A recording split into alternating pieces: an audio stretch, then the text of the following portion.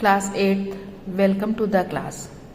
बच्चों, हम आपकी व्याकरण विधि बुक से चैप्टर नंबर 35 पढ़ रहे थे, जो अलंकार के विषय में है, जिसमें हमने अभी तक जाना कि अलंकार शब्द का शाब्दिक अर्थ होता है आभूषण, जिसका अर्थ होता है सजाने के साधन।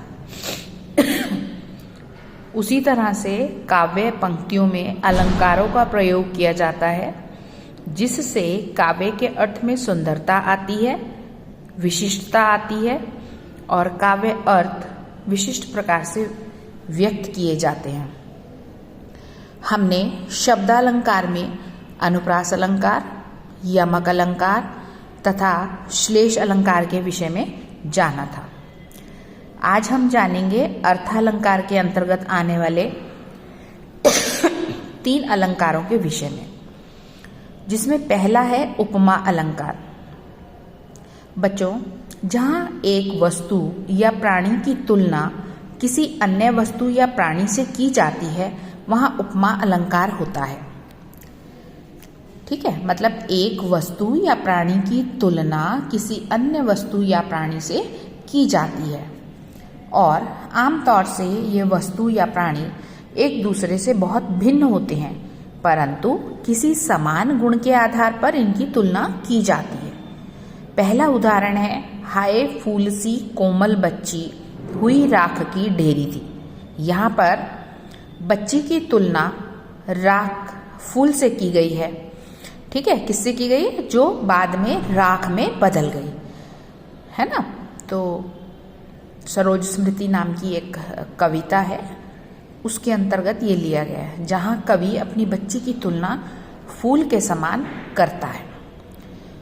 दूसरा है, नद जल नीला आंचल सा लहराता, मंद पवन का झोंका पा शर्माता।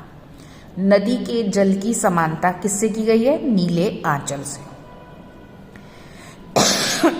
बच्चों, जब उपमा अलंकार होता है, इसके एक तरह से 4 भाग होते हैं।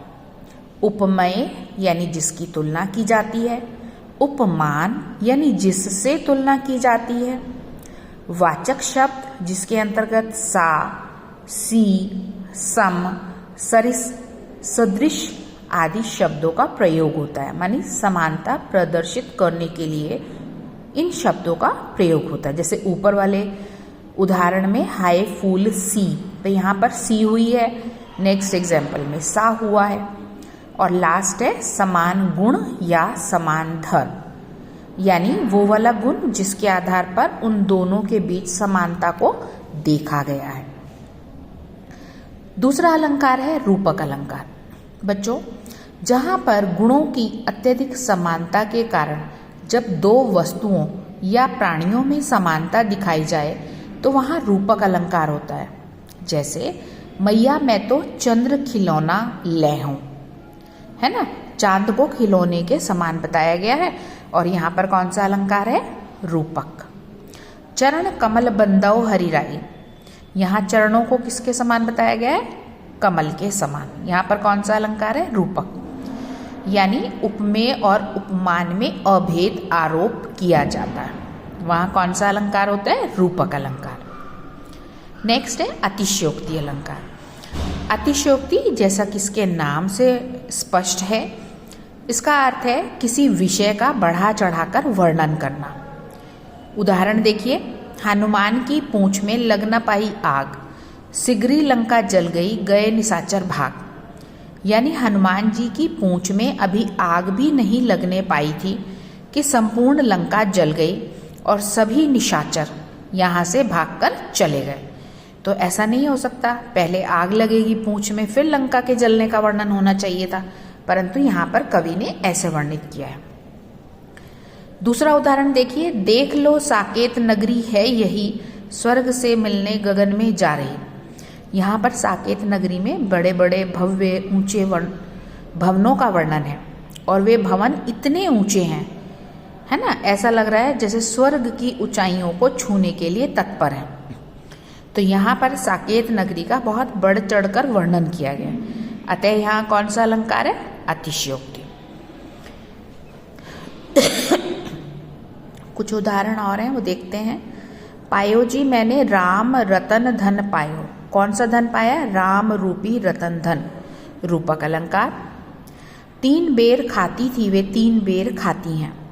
यहाँ पर कौन सा अलंकार है बच्चों? यमक, यानी एक शब्द का 2 बार प्रयोग और दोनों बार अर्थ भिन्न।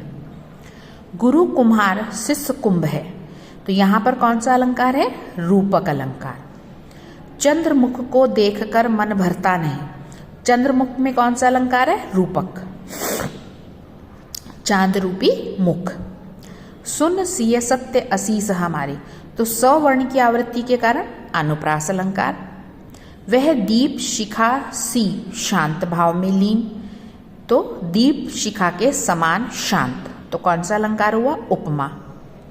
कनक कनकते 100 गुनी मादकता अधिकाय, ये खाए बौराए जग वो पाए बौराए।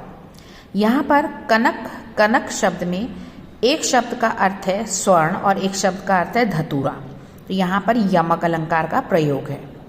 राज करते रघुपति राघव, अनुप्रास अलंकार। मृदु मंद मंद मंथर मंथर, अनुप्रास अलंकार। ये हमने उदाहरण किए हैं। आई होप कि आपको ये सब क्लियर हो गए होंगे, और अगर फिर भी कुछ कन्फ्यूज़न है तो आप मेरे से पूछ सकते हैं। मिलते हैं आपसे नेक्स्ट वीडियो में। Till then good bye.